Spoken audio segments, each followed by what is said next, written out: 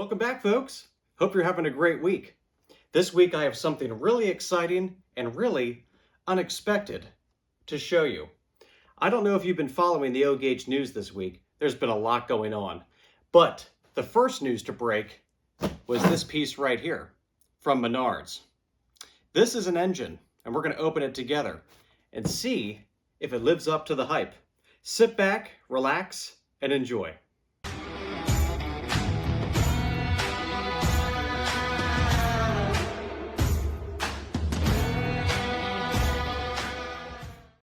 Now, before we open this box together, I have to give a huge shout out to my friend Matt over at West Chicago Model Railroad.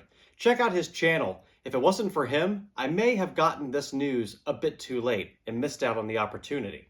Because for those of you who are not aware of what this is an engine produced by Menards. Menards is a US-based home improvement company that happens to also sell model trains.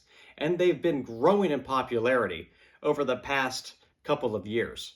I believe if you look at just about any forum, group, social media about O-Gauge, you'll hear something about Menards. This is actually the first piece I've ever purchased from Menards. So I'm really excited to look at this, and I'm glad we get to experience this together. Only 200 of these engines were produced, and we're going to open one right here tonight. So let's get right into it. The box literally showed up on my door just like this. So let's go ahead and open it up and see what it looks like inside. Pretty basic. So if you haven't seen this already, you open the box and the engine is literally right there. We're going to go ahead and remove the styrofoam and take a closer look at this.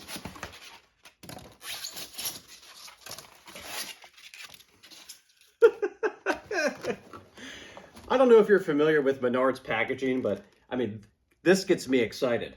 Remote control, boom, train sounds, 2 powerful motors, working lights, metal chassis. Well, we're glad it's not plastic, Menards, so thanks for that.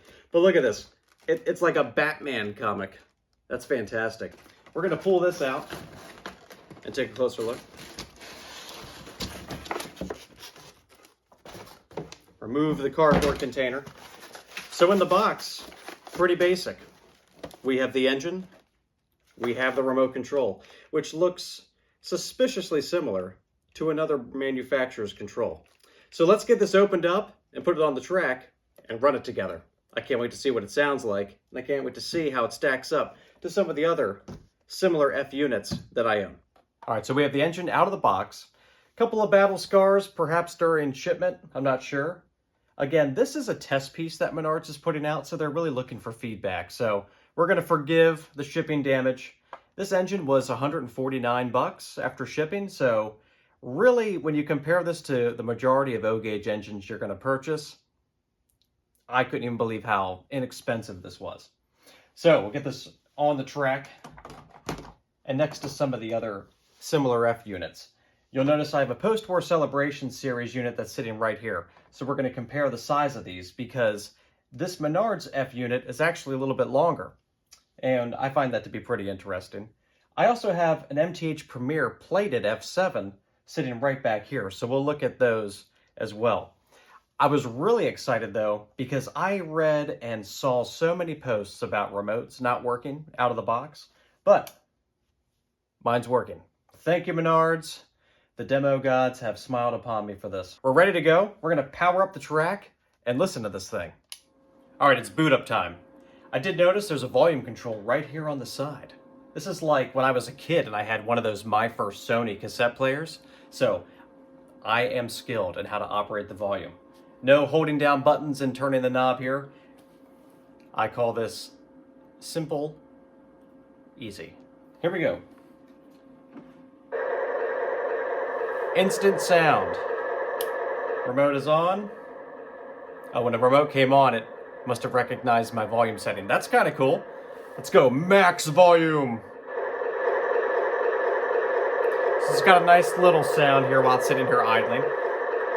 Let's listen to them talk. The airbrake test was good, so let's get ready to move.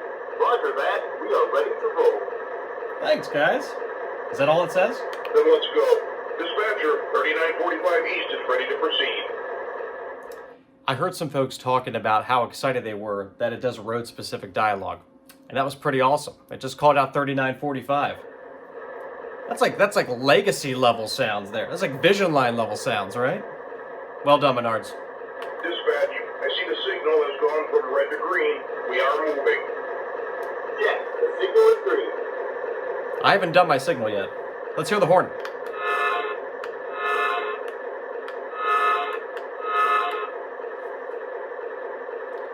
So the horn is a what you see is what you get. I push this, I can hold it, it just does one little sound.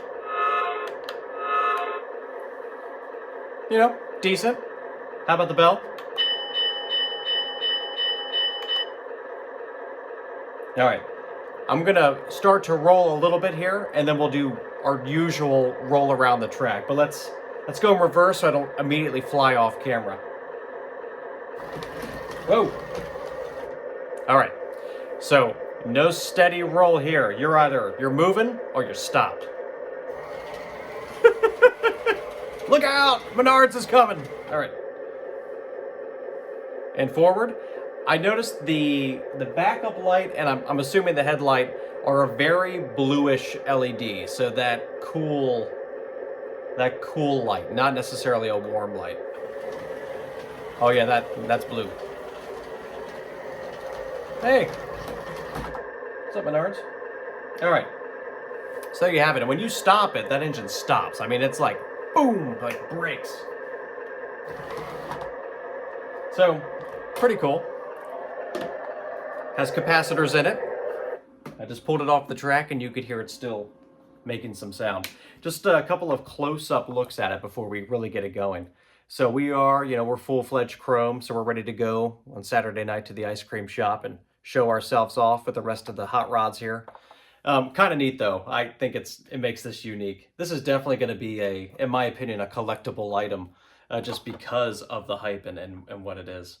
So let's look at it next to some of the other scale versions and see how they compare.